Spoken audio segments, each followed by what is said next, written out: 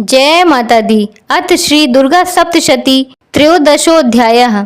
सुरथ और वैश्य को देवी का वरदान। जो उदय काल के सूर्यमंडल की सी कांति धारण करने वाली हैं, जिनके 4 भुजाएं और 3 नेत्र हैं, तथा जो अपने हाथों में पाश, अंकुश, वर एवं अभय की मुद्रा धारण किए रहती हैं, उन शिवा देवी का मैं ध्यान करता हूँ। ऋषि कहते हैं, राजन, इस प्रकार मैंने तुमसे देवी के उत्तम महात्म्य का वर्णन किया, जो इस जगत को धारण करती हैं।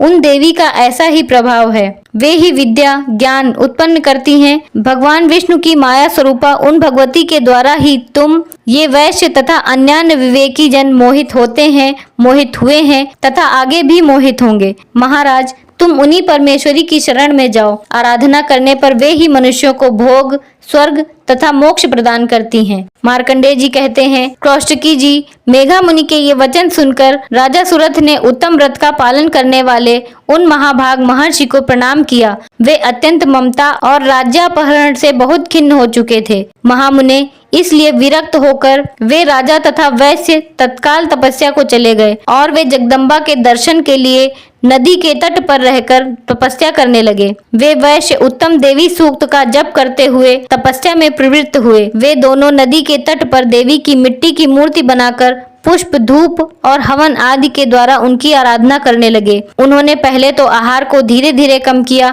फिर बिल्कुल निराहार रहकर देवी में ही मन लगाए एकाग्रता पूर्वक उनका चिंतन आरंभ किया। वे दोनों अपने शरीर के रक्त से प्रोक्षित बल देते हुए लगातार 3 वर्ष तक संयम पूर्वक आराधना करते रहे। इस पर प्रसन्न होकर जगत को धारण करने वाली चंडिका देवी ने प्रत्यक्ष दर्शन देकर कहा। देवी बोली, राजन तथा अपने कुल को आनंदित करने वाले वैश्य, तुम लोग जिस वस्तु की अभिलाषा रखते हो वह मुझसे मांगो, मैं संतुष्ट हूँ, अतः तुम्हें वह सब कुछ दूंगी। मार्कंडेय जी कहते हैं, तब राजा ने दूसरे जन्म में नष्ट न होने वाला राज्य मांगा तथा इस जन्म में भी शत्रुओं की सेना को बलपूर्वक नष्ट करके पुनः अपना राज्य प्राप्त कर लेने का वरदान मांगा। वैश्य का चित्त संसार की ओर से खिन्न एवं विरक्त हो चुका था और वे बड़े बुद्धिमान थे, अतः उस समय उन्होंने तो ममता और अहंता रूप आसक्ति का नाश करने वाला ज्ञान मांगा। देवी बोली, राजन, तुम थोड़े ही दिनों में शत्रुओं को मारकर अपना राज्य प्राप्त कर लोगे। अब वहां तुम्हारा राज्य स्थिर रहेगा। फिर मृत्यु के पश्चात तुम भगवान विवस्वान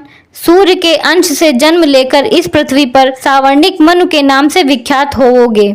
वैश्यवर्य, तुमने भी जिस वर को मुझसे प्राप्त करने की इच्छा की है उसे देती हूँ। तुम्हें मोक्ष के लिए ज्ञान प्राप्त होगा। मार्कंडेय जी कहते हैं, इस प्रकार उन दोनों को मनोवांछित वर देकर तथा उनके द्वारा भक्ति पूर्वक अपनी स्तुति सुनकर देवी अंबिका तत्काल अंतर ध्यान हो गईं। इस तरह देवी से वरदान पाकर क्षत्रियों में श्रेष्ठ सुरथ सूर्य से जन्म ले सावर्णी नामक मन होंगे। इस प्रकार श्री मार्कंडेय पुराण में सावर्णिक मनवंतर की कथा के अंतर्गत देवी महात्म्य में सुरथ और वैश्य को वरदान नामक 13वां अध्याय पूरा हुआ।